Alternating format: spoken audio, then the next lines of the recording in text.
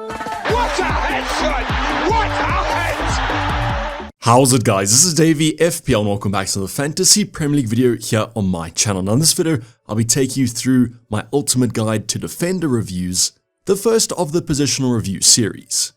So we're finally going to get back into the videos. This one did take quite a bit of time, so I do apologize for the lag between the videos.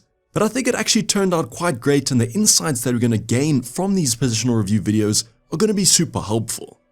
Now, as mentioned, this one did take a bit of time, so if you guys do enjoy it, feel free to like it, as well as subscribe, because there's so many videos coming up this preseason, I don't want you guys to miss out on any of the content.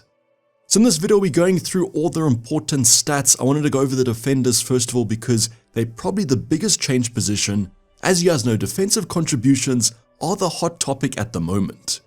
So in this video, we're going over all those defensive contribution insights, as well as all the attacking insights. As you guys know, I do love an attacking fullback in FPL.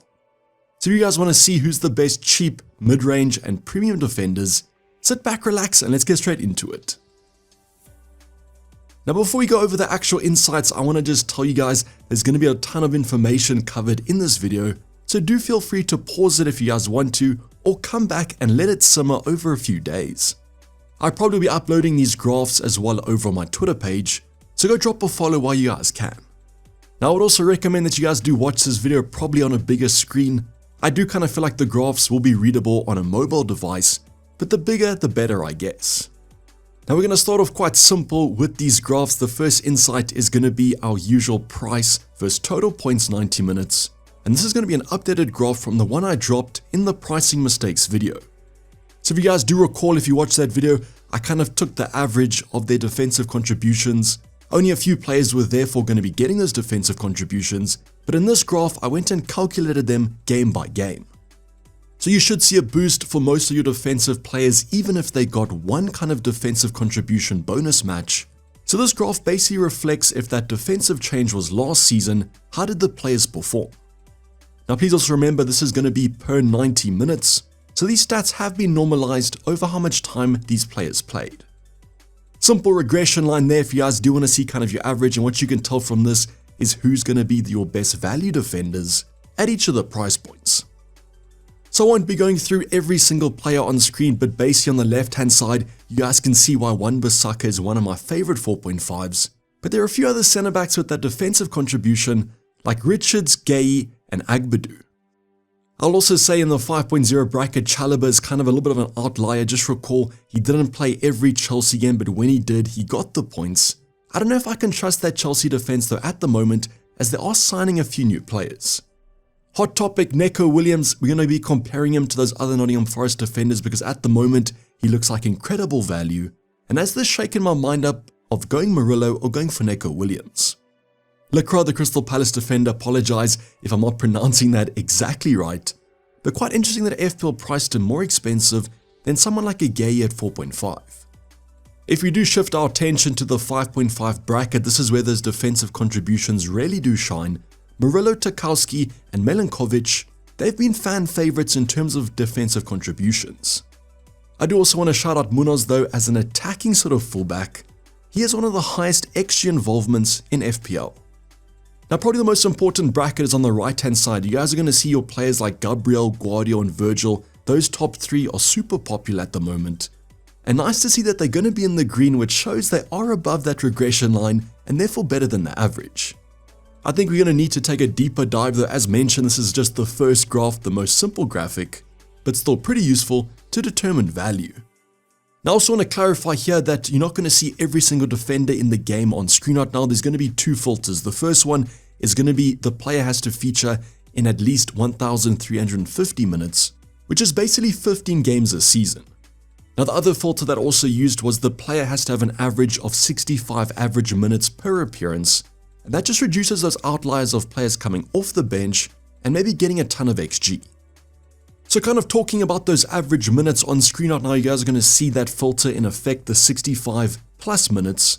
And what I wanted to do here is just showcase if there was a correlation between total points and average minutes. Now yes, that's probably very simple, there's going to be a contribution, as realistically the more time your players do feature, the better the FPL points.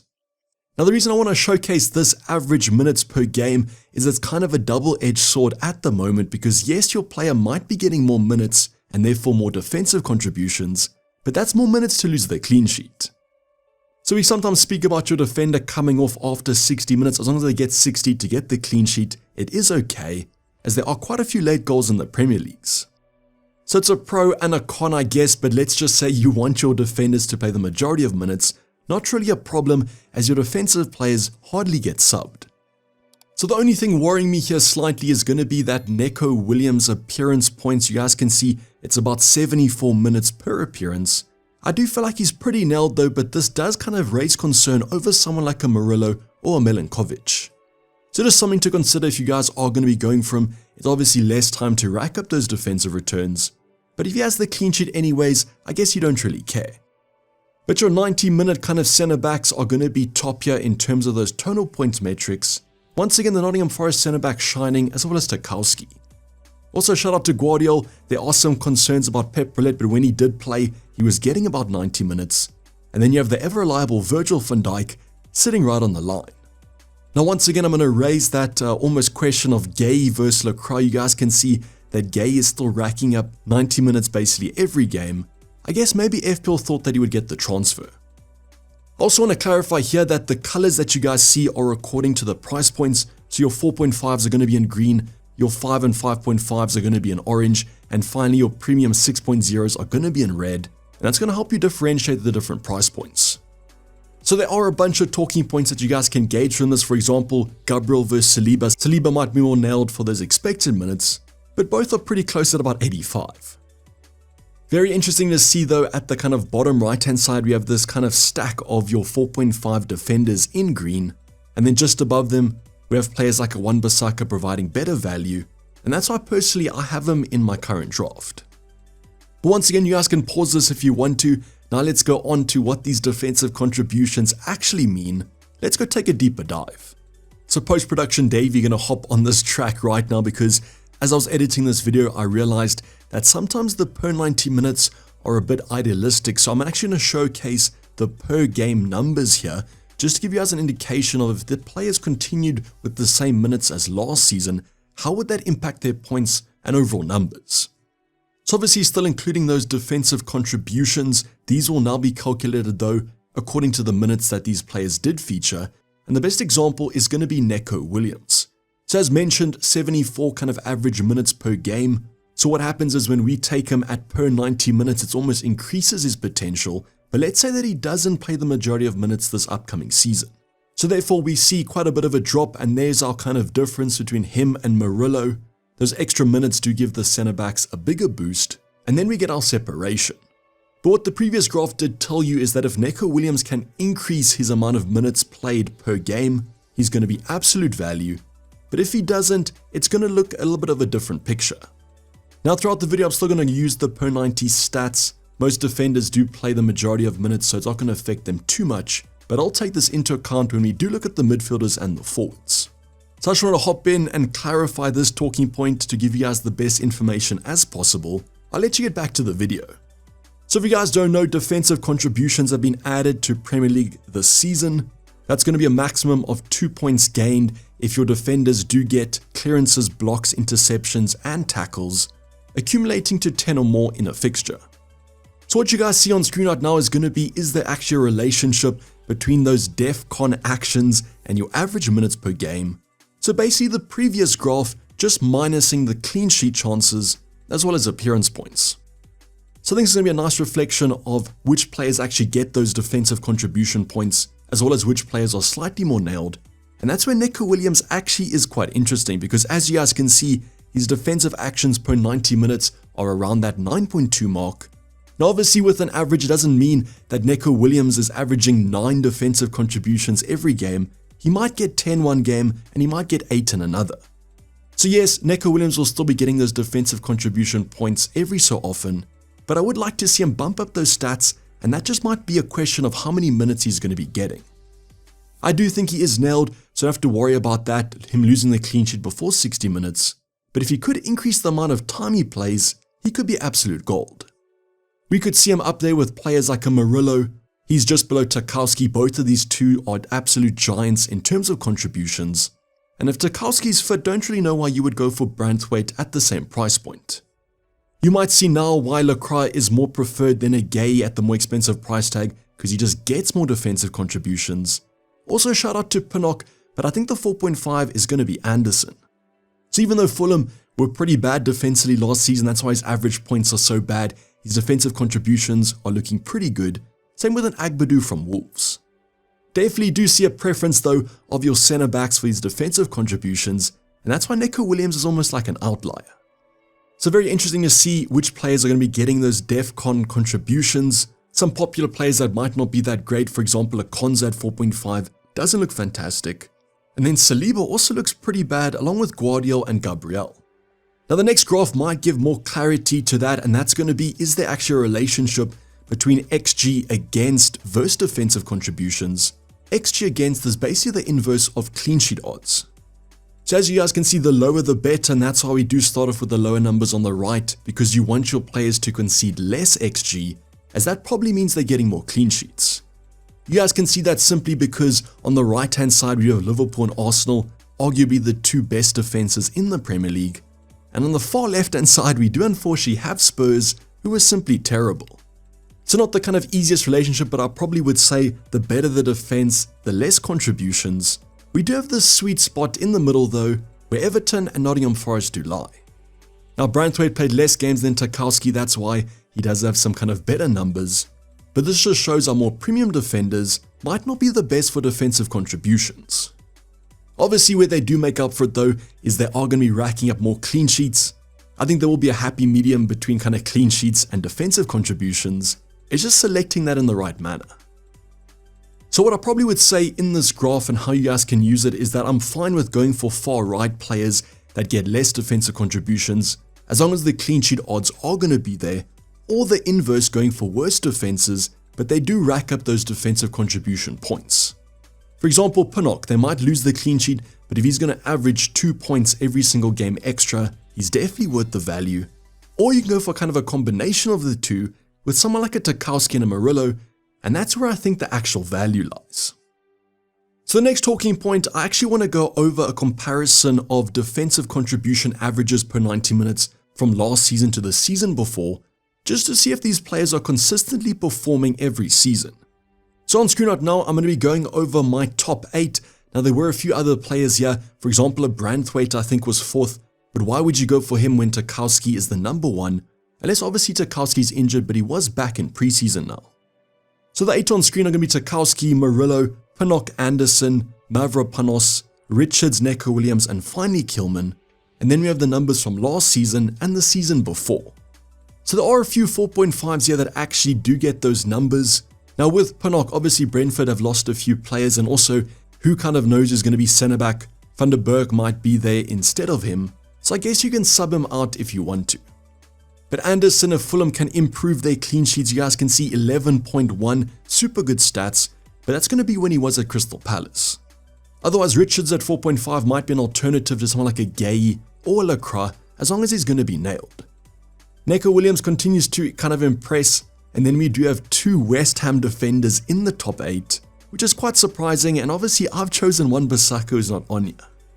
But I guess what you guys can see here is that there are consistencies to these numbers. Most of them were around that 10-point average this season and last season, and that's why Tarkowski and Murillo are absolute beasts at 5.5.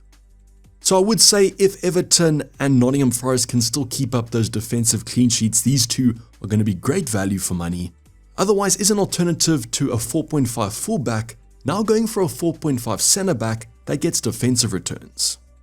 Now these top 8 were quite interesting, but I've also selected 8 more out there players, or just more popular players to talk about. So first of all, Lacroix, he actually had the best stats from a Crystal Palace point of view at 10.1, he is more expensive though. Then Agbadou also super high, 9.2, comes in at 4.5, could be good value. And then we go on to our more popular players. So as you guys can see, our 6.0 bracket, Virgil van Dijk, definitely the best out of these assets, 8.1 last season and 7.3 the season before. Not the best stats, but defensive contributions should be coming in a few games. Then Wan-Bissaka also around that 8-point mark, so not super consistent, but there should be a few. And also want to talk about Munoz because you'll see shortly his attacking threat is great, but he still can rack up those defensive contributions every other game. Now unfortunately, same can't be said of our last three. It's Guardiola, Saliba and Gabriel. As you guys can see, not great defensive numbers, but expected because their defenses and midfields are pretty solid and therefore they won't concede that many chances. So is actually going for one of these assets going to be worth it? I think with Guardiola there is the debate because Man City last season didn't perform as you were expecting, but Arsenal obviously got a ton of clean sheets, so still could be worth the selection. But let's now go on to kind of a throwback to how I used to pick defenders, and that's going to be XA versus XG, obviously expected assists versus expected goals. Let's see which defenders are attacking pretty well. Now unfortunately we've said goodbye to Trent Alexander-Arnold, so he won't be the outlier on these graphs. That's actually going to be Munoz with very good attacking stats, and was quite surprised to see Guardiola still being quite high on this list as he was starting at centre back in a few games. So I guess it's a wait and see to how Man City's defense does set up. If Guardiola is going to be nailed at left back, he's obviously a great selection but a bit of an unknown. And then you have how may I assist you on the top left, Lewis Hall, Digne, Robertson and finally Pedro Porro. So this just kind of compares your XG to XA. For example, on your XG side you'll have your more centre backs like a Gabriel, Shaw, these sort of players getting on the end of those set pieces. And then as you guys know, Munoz is just super attacking. Lewis, Potter, Aït-Nouri, also some happy medium players there if they can become nailed, but there are a few question marks there. Now with Lewis Hall, he's also quite good on those defensive numbers and actually overall points, so if Newcastle look like they have some good fixtures, he could be a recommendation. Unfortunately with Robertson, can't really say how those numbers are going to be looking with that rotation, but if Kokes puts up a similar amount of numbers, he could be a steal even at 6.0. Now obviously with Gabriel versus Saliba, this is why you guys pick Gabriel. He has that increased attacking threat. Also want to shout out Milinkovic as he's the best Nottingham Forest kind of attacking threat. Also a bit disappointed here with those Virgil numbers around 0.06. There was expecting him to be an absolute giant on those set pieces, so I thought that his numbers would look a bit better. So once again, that you guys can use this as a comparison. If you still want to go for some attacking players, I still feel like the value is going to be there. For example, I really like Munoz and I think that he could be a good selection. To kind of reiterate this, let's now go on to the XG involvement. That's a combination of XA plus XG, and now compare it to our defensive contribution points.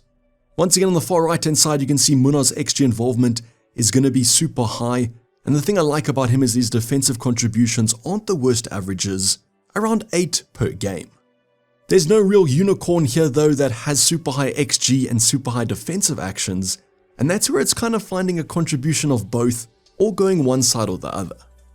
You guys can compare your XG involvement for your Nottingham Forest players quite nicely here. Even though Milinkovic has the better kind of attacking stats, Murillo destroys him in the defensive contributions. And that's why I do still like Neco Williams as he comes in 0.5 cheaper but puts up some pretty good numbers. Lacroix is also someone that now is making a bit more sense because of that attacking threat, might be why he's worth 5.0. And then you guys can select which 4.5 looks the best to you, and pretty much why Konza doesn't look fantastic. I do think Wan-Bissaka still looks pretty decent, right in the middle there, has some XG involvement but also some defensive contributions, and because he's nailed, probably provides the best of both worlds. Also shout out to Gay though, if he does stay at Crystal Palace, I think at 4.5 might also be a pretty safe option, but you guys let me know in the comments down below who's your favorite 4.5. Now in these graphs, obviously we didn't cover every single player, new signings, newly promoted squads, but I highly doubt that too many of us go for newly promoted teams unless it's a 4.0. But as mentioned, ton to go through, as you guys can rewatch it if you want to. Hopefully going to upload these graphs also on Twitter, and let me know if you guys have any thoughts, any improvements, as I'll be dropping the future positions over the upcoming days. Make sure your bell notifications are turned on for those videos, as I do feel like these videos are going to be super helpful when selecting our final teams. This is basically our video guys, hope you guys did enjoy it. Please don't like it and subscribe if you have subscribed yet. Tons of content still to come up, so make sure notifications are turned on. But for the time being, I'm signing off. It's me, Dayvy FPL, and I'm out. Cheers, bye.